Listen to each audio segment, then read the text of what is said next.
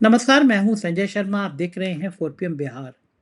राहुल गांधी एकदम आक्रामक भूमिका में आ गए हैं और भाजपा में पत्ते पिटना शुरू हो गए हैं। अमित शाह के आदमी हटाए जा रहे हैं, स्मृति ईरानी को बढ़ाया जा रहा है। खेल क्या है, समझते हैं दैनिक भास्कर के राजनीतिक संपादक केपी मलिक से। 4 PM न्यूज नेटवर्क में बहुत बहुत स्वागत है आपका। अभिनंदन आपका केपी मलिक साहब। बहुत बहुत धन्यवाद संजय जी, आपका भी और हमारे दर्शकों का बहुत बहुत धन्यवाद, आभार। आज आपकी शर्ट जैकेट में छुप गई है, वो गोवा वाली शर्ट पूरी दिख नहीं पा रही है मुझे, इसलिए मैं इसीलिए इसीलिए क्या आप किसी नजर को मार देते हैं। आप नजर मार देते हैं, इसीलिए छुपा दी मैंने। जी मलिक साहब, शुरुआत कर रहा हूँ। आज कम बोल पा रहा हूँ, इसलिए खांसते-खांसते शुरुआत कर रहा हूँ। पुणे में जी जो राहुल गांधी ने आज शो किया, मतलब बेतहाशा बढ़िया रिस्पॉन्स आया। लड़कियों में गजब की क्रांति थी। ज़्यादा मैं नहीं बोलूँगा, ज़्यादा आप बोलिए, उस शो के बारे में बताइए। संजय जी, देखिए, कल राहुल गांधी संसद मार्ग पे थाने में थे और आज पुणे में थे। तो ये थाने पुणे और जो सड़कों पे आने का खेल राहुल गांधी ने शुरू किया है, इस चक्रव्यूह में भारतीय जनता पार्टी, उसके नेता अमित शाह और मोदी फंस गए। अब इनको बाहर निकलना मुश्किल नजर आ रहा है। अभी देखिए, भारतीय जनता पार्टी की लगातार जो चीजें चल रही हैं, लगातार जो नीतियां हैं, उन पे सवाल उठने शुरू हो गए हैं। वो संघ के अंदर से भी उठ रहे हैं, भारतीय जनता पार्टी के अंदर से भी उठ रहे हैं, सरकार के अंदर से भी उठ रहे हैं, और लोग तो उठा ही रहे हैं। चौतरफा सरकार घिरी हुई है आज की डेट में।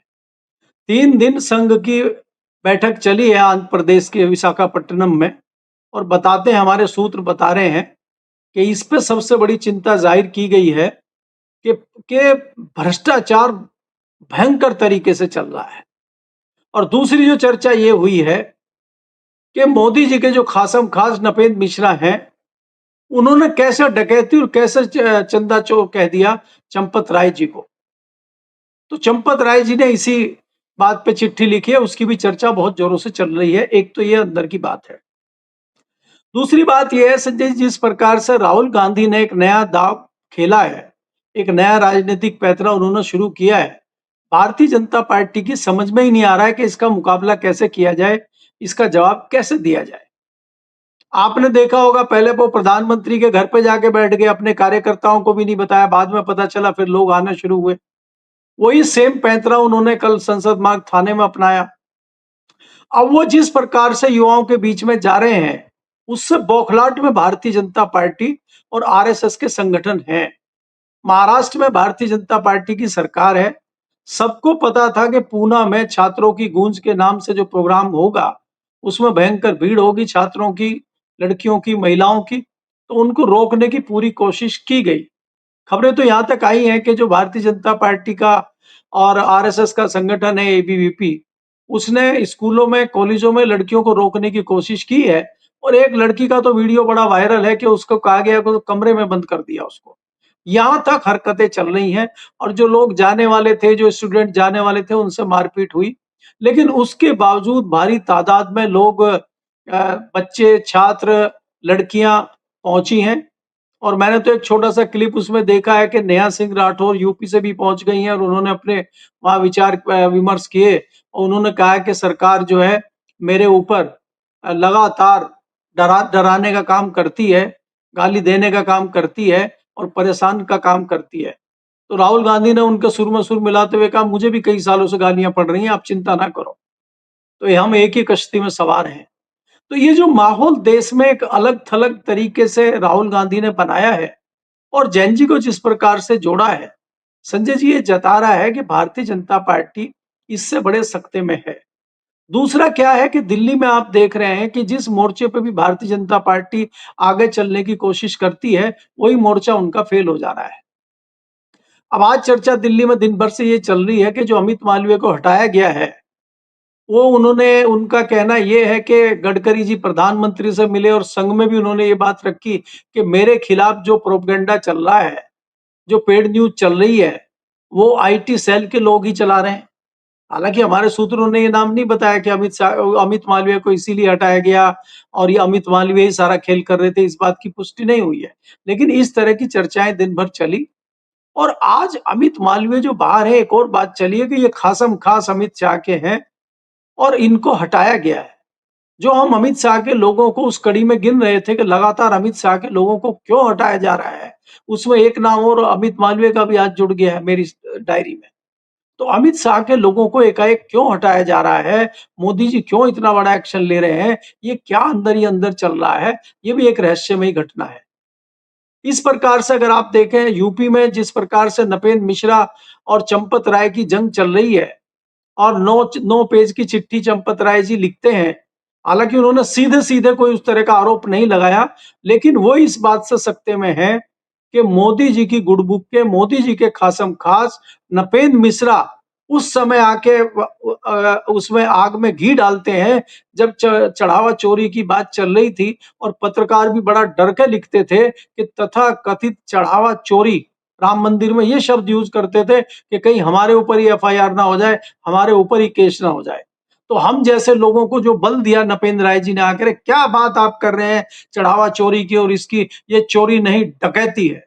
तो रातों रात उन्होंने सुपर हिट कर दिया अपने डायलॉग को और कई लोगों को मौका मिल गया कि भाई वो तो आप ही के व्यक्ति डकैती बता रहे हैं। किसी समाजवादी के पार्टी ने, किसी कांग्रेस की पार्टी ने, किसी विपक्षी ने तो कहा नहीं कि वहां पे चोरी नहीं डकैती हो रही है, आप ही के लोग कह रहे हैं। और एक महत्वपूर्ण व्यक्ति कह रहा है जो निर्माण समिति का अध्यक्ष है, जो सारा कुछ वहां देख रहा है बारीकी से पिछले कई सालों से, वो व्यक्ति अगर इतनी जिम्मेदारी के साथ कह रहा है और एक चैनल पे नहीं कई चैनलों पे कह रहा है, मीडिया में आके कह रहा है, तो इससे क्या अंदाजा लगाया जाए। तो इस पे ये भी चर्चा हुई है संघ की बैठक में कि ये जो साख गिरी है, इस पे नपेंद्र मिश्रा पे एक्शन हो, इस पे क्या मोदी जी पे एक्शन हो, या इसका क्या किया जाए, इस बात पे भी विचार चल रहा है। तो संघ के ऊपर जिस प्रकार से एक दबाव पहले सरकार का बन रहा था, अब सरकार के ऊपर संघ का दबाव बनता हुआ दिखाई दे रहा है। हालांकि एक बात गले कई लोगों के गले जैसी नहीं उतरती है और लोगों का कहना है कि संघ हो चाहे भाजपा हो, दोनों एक ही थैली के चट्टे बट्टे हैं। चाहे चक्कू संघ को लगे तो भाजपा को दर्द होगा और भाजपा को लगे तो संघ को दर्द होगा, ये दोनों एक ही हैं। लेकिन एक ही हैं तो ये नई पटकथाएं लिखी जा रही हैं। तो आप ये जैसा कि हमने पहले भी चर्चा की थी, डिस्कशन किया था कि एकाएक कई लोगों को हटाना और वसुंधरा राजे को लाना, जो दुश्मन है अमित शाह की, ये जताता है कि मामला अंदर ही अंदर कुछ गंभीर चल रहा है। अब आगे क्या होगा, आने वाले टाइम में क्या होगा, मेरे सूत्र भी कहते हैं और मुझे भी संजय जी अंदर ही अंदर लग रहा है कि जिस तरह से सरकार में, भारतीय जनता पार्टी में एक खामोशी दिखाई दे रही है, तो एक तूफान आने से पहले की खामोशी मुझे लगती है। मुझे लगता है हफ्ते में हो, 10 दिन में हो, कभी भी हो, 2 दिन में हो, कल सुबह हो जाए, कुछ बड़ा फेरबदल होने वाला है। और वो बड़ा फेरबदल संगठन में होगा, सरकार में होगा, या कोई नया कोई घोषणा प्रधानमंत्री मोदी जी करेंगे, या कोई नया जादू करेंगे, कुछ भी हो सकता है। क्योंकि ये जो चीजें चल रही, हम देख रहे हैं कि चर्चा चल रही है कि 1200 करोड़ रुपए खर्च करके पटना में मोदी जी का मंदिर बनेगा। अब बताइए, भगवान का जीते जी मंदिर बन रहा है और प्रेस क्लब वाले लोग घबराए हुए हैं कि कहीं प्रेस क्लब को ही हथिया लिया जाए और पार्लियामेंट के सामने मोदी जी का मंदिर बन जाए। तो इस तरह की भी चर्चाएं चल रही हैं। तो कुछ बड़ी घोषणा होने वाली है, वो क्या घोषणा होगी, कई लोग इस चीज से डरे हुए भी हैं संजय जी। दूसरी चीज जो बड़ी है जिससे कपकपी लोगों की बंधी हुई है आम आदमी की, आप देखिए कि एक तो हर साल लगभग प्याज पे खेल होता है कि ये प्याज ऐसी फसल है कि इसने साहब सिंह जैसे व्यक्ति की मुख्यमंत्री की कुर्सी हिला दी थी और उनको कुर्सी छोड़नी पड़ी थी। ये प्याज किसान का 5 रुपए किलो में नहीं बिकता, किसान बर्बाद हो जाता है, वो सड़कों पे फेंक देता है टमाटर को, प्याज को, और यहाँ पे ये होता है कि स्टोर करके इसको एकाएक 10 गुने 5 गुने रेट पे बेचा जाता है। यही चीनी का हाल हो गया है। किसान को गन्ने का भुगतान आज तक नहीं मिल रहा है। कई किसान आज तक तड़प रहे हैं अपने भुगतान के लिए, और ये जो पूंजीपति हैं, चीनी मिलों के मालिक हैं, ये 3 गुना 4 गुना मुनाफा कमा रहे हैं। अब चीनी देखिए, चीनी 70 रुपए तक पहुंच गई है और गन्ने का जो रेट है वो 400 रुपए का, वो भी किसान को पूरा नहीं मिल रहा है। उसके लिए भी उसको कोर्ट की लड़ाई लड़नी पड़ रही है। तो ये जो चीनी का त्राहिमाम हुआ है, जो चाय पर चर्चा वाले प्रधानमंत्री थे हमारे, और चाय में क्या डलता है संजय जी, चाय में दूध डलता है, वो 2 गुना हो गया। चाय में चाय की पत्ती डलती है वो दोगुनी हो गई, चाय में चीनी डलती है उसके रेट दोगुने हो गए। भाई चाय पे चर्चा कैसे चलेगी फिर संजय जी? जब चाय वाले ही चाय की कीमत नहीं समझ रहे हैं तो जनता क्या समझेगी? तो क्या जनता की कुछ भगताई कम हो रही है क्या? ये भी एक बड़ा सवाल चर्चा में है। जी। मलिक साहब, एक सोशल मीडिया पे एक अंधभक्त का बयान वायरल हो रहा है। वो कह रहा है कि ये जो चीनी के रेट बढ़े हैं, ये मुसलमानों को ठीक करने के लिए बढ़ाए हैं। मोदी जी ने बड़ा ज़बरदस्त प्लान है। मुसलमान चाय ज़्यादा पीते हैं, और मुसलमान चाय ज़्यादा पीते हैं तो चीनी के रेट बढ़ जाएंगे। तो मेरी टीम कह रही है कि आप तो मुसलमान हो नहीं, चाय तो आप भी बहुत ज़्यादा पीते हो। तो मैंने कहा भाई, मैं तो शुगर फ्री पीता हूँ। बोले उससे चीनी के रेट नहीं बढ़ेंगे, जाके फ़र्क नहीं पड़ेगा शुगर फ्री पे। लेकिन लोगों के तर्क देखिए, चीनी के रेट मुसलमानों को ठीक करने के लिए बढ़ रहे हैं। ऐसा है क्या वाक़ई में? नहीं, मुसलमानों को ठीक करने के लिए नहीं, हम इस तरह के शब्द का प्रयोग तो नहीं करेंगे। लेकिन हम ये कहेंगे कि अब्दुल को टाइट करने के लिए किया, अब्दुल टाइट रहे, अब्दुल को टाइट करने के लिए हर चीज़ की है। हमने तो संजय जी आज फिर जो है 22,500 रुपए गाड़ी के दिए हैं। गाड़ी में कुछ खराबी आ गई थी और नीचे गार्ड-वार्ड सब इकट्ठे हो गए थे जब गाड़ी आई, तो बाबूजी क्या हुआ? हमने कहा भैया ये वो मुसलमान है जो लड़का गाड़ी देने आया था, उसका नाम अरीब खान है। मैं कहा ये अरीब खान है, अब्दुल है, ये टाइट चल रहे हैं आजकल। पिछले 1 महीने में हमसे 55,000 रुपए ले चुके हैं, ये टाइट हैं। हम एथनॉल का पेट्रोल डलवा रहे हैं, गाड़ी इनको दे रहे हैं। 7,500 की सर्विस करते थे, पिछली बार इन्होंने 28,000 रुपए लिए थे, आज 22,500 आपके सामने गिन के इनको दे रहे हैं और ये कह रहे हैं 100 रुपए इनाम के और दो ऊपर से। आप ये देखिए कि अब्दुल तो टाइट है संजय जी, और चीनी भी वही खा रहा है, फ्री का राशन भी वही खा रहा है। तो ये जो आयकर दाता हैं, ये जो छोटे व्यापारी हैं, दुकानदार हैं, नौकरी पैसा वाले लोग हैं, इनका क्या होगा फिर? ये टाइट नहीं है? तो ये जो भगताई है लोगों की संजय जी, अब ये निकल चुकी है। भारतीय जनता पार्टी के खिलाफ तमाम वर्ग हो चुके हैं। इस सरकार की नीतियों का भट्टा बैठ चुका है। उसकी चर्चाएं चल रही हैं। अब ये कुछ भी कहते रहें, तो जो 4% अंधभक्त बचे हुए हैं, वो कुछ भी कहते रहें। अब इस बात का कोई धिल्ला उठने वाला नहीं है संजय जी। जनता की समझ में आ गया है, नींद जनता की खुल चुकी है। अब कब बदलाव होगा, क्या होगा, वो तो मुझे नहीं पता है, लेकिन लोगों को समझ में आ गया है, क्योंकि एक तरफा नहीं, मैं कह रहा हूं चौतरफा। अब आप देखिए, ईरान का और अमेरिका का युद्ध चल रहा था, पता नहीं अभी युद्ध चल रहा है कि बंद है क्या है। तेल के रेट हमारे यहाँ तनातन खड़े हुए हैं, 100 रुपए के ऊपर पेट्रोल बिक रहा है। चाहे आप जो है 60 रुपए डॉलर पर बैरल कर दीजिए, चाहे 170 पर बैरल कर दीजिए, हमें तो वही 100 रुपए का रेट एथनॉल वाला मिलना है। और लोगों को पता ही नहीं है कि प्योर वाला लोगे तो 170 रुपए लीटर है।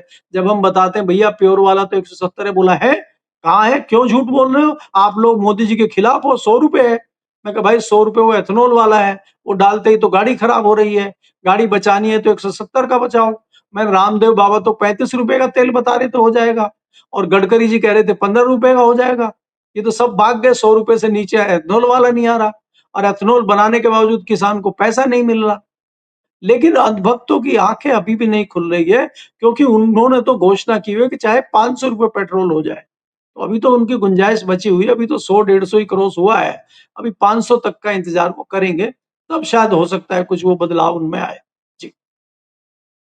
लेकिन भैया, मज़े की बात तो ये है कि अब्दुल तो चीनी कम खाता है, पंडित जी लोग ज़्यादा खाते हैं। पंडितों का खाना तो बिना मिठाई के ख़त्म नहीं होता है। तो दूसरी तरफ केपी मलिक साहब, सास भी कभी बहू थी की स्टार स्मृति ईरानी को अचानक वापस लाने का खेल क्या है?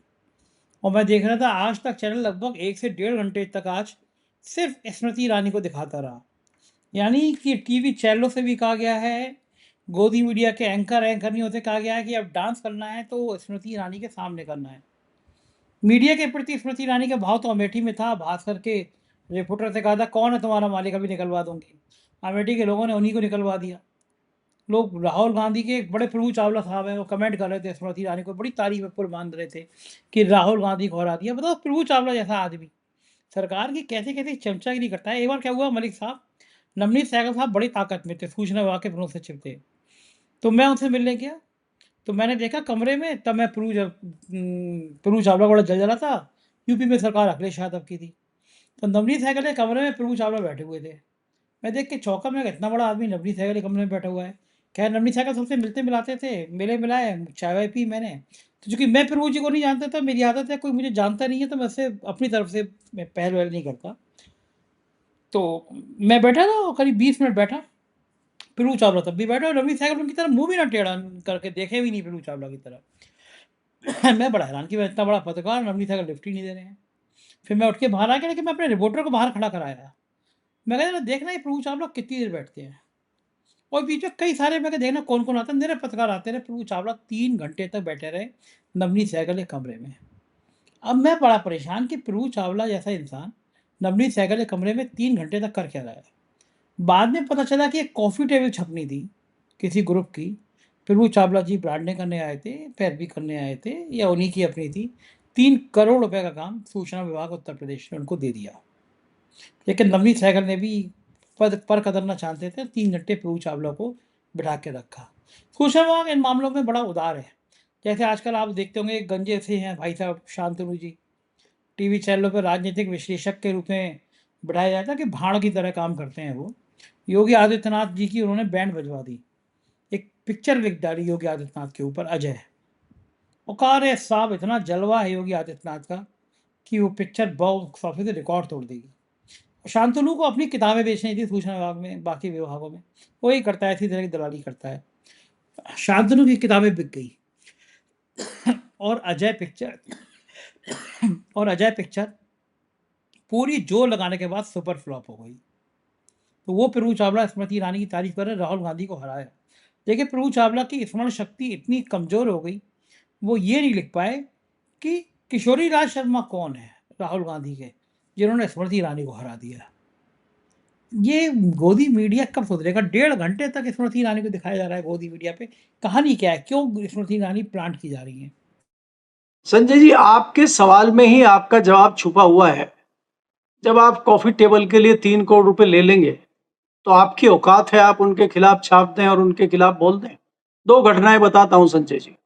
आपने खुद जिक्र किया है कि दैनिक भास्कर के पत्रकार से जो बदतमीजी स्मृति ईरानी ने की थी उस टाइम मंत्री रहते हुए, वो हमारा ही रिपोर्टर था और हमारे सामने ही उसका केस आया और मालिक ने कहा कि भाई हमें सरकार से पंगा नहीं लेना, इसको हटा दीजिए।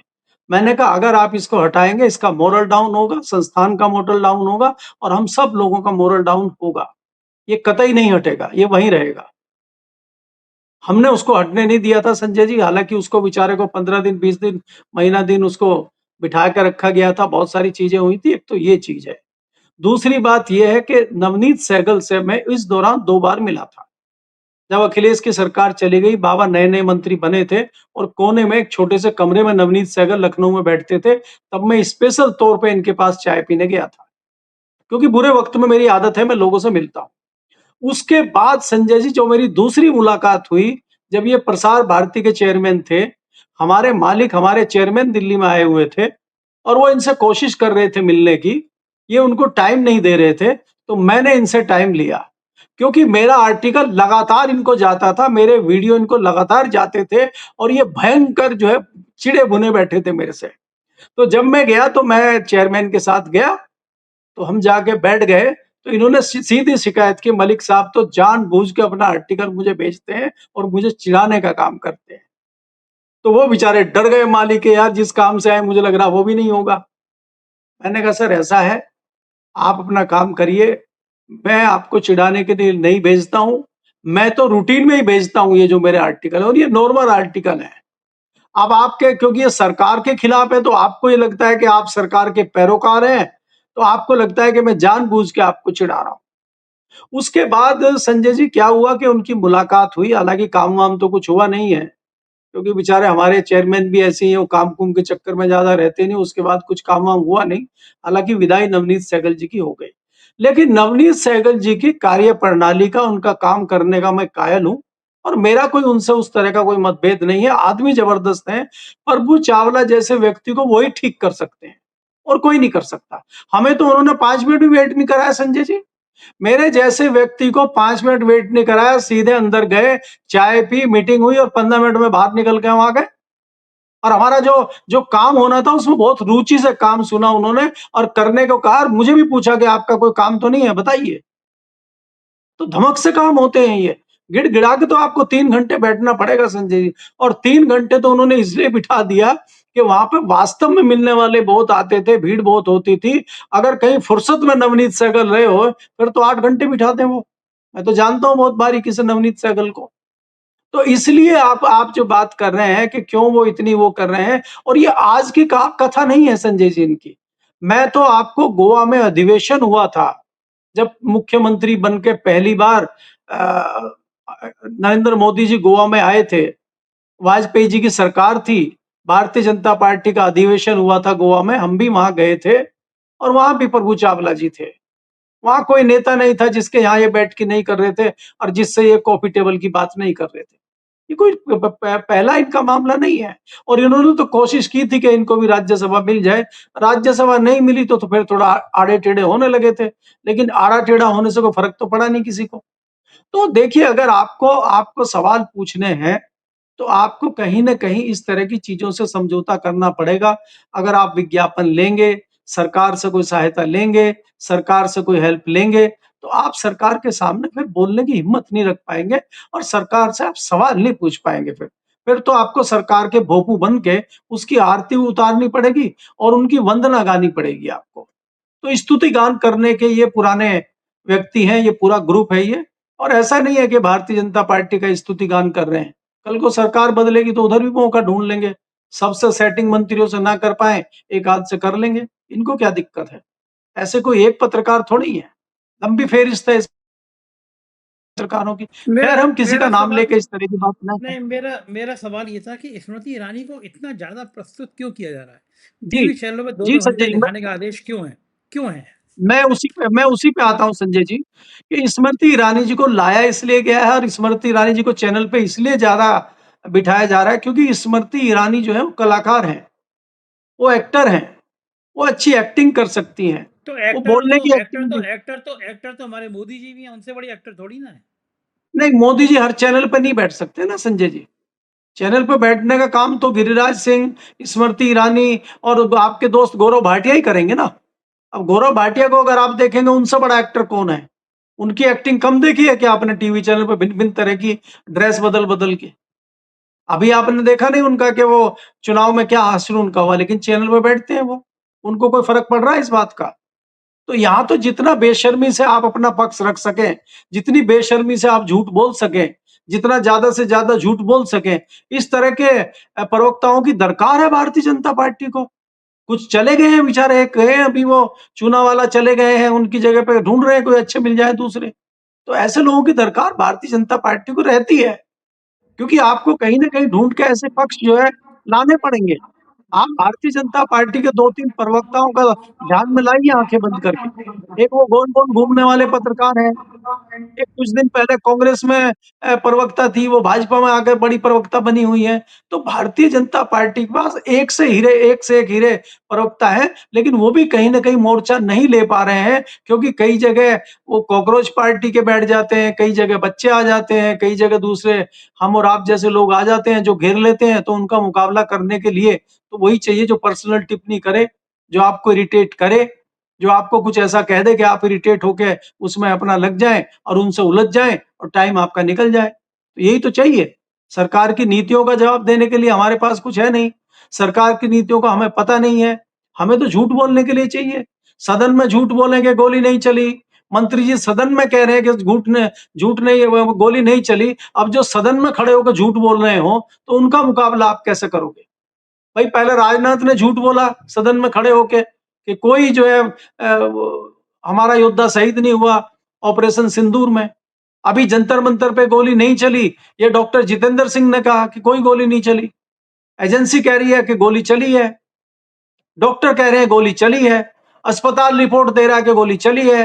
राहुल गांधी आदमी खड़ा कर दे रहे हैं कि देखिए इसके छर्रे लगे हुए हैं, लेकिन ये कह रहे हैं गोली चली नहीं। अब किसको फिर माना जाए? तो इसलिए वहां ऐसे लोगों की जरूरत है। इसीलिए स्मृति ईरानी जी को लाया गया है। काफी आराम भी उन्होंने कर लिया है, उनमें एनर्जी भी है। तो ये सारी चीजें सोच के उनको लाया गया, मोर्चे पे लगाया गया है। तो काफी एनर्जी के साथ जो है वो युद्ध लड़ रही है और अभी काफी दिन लड़ सकती है, इसलिए उनको लाया गया। जी।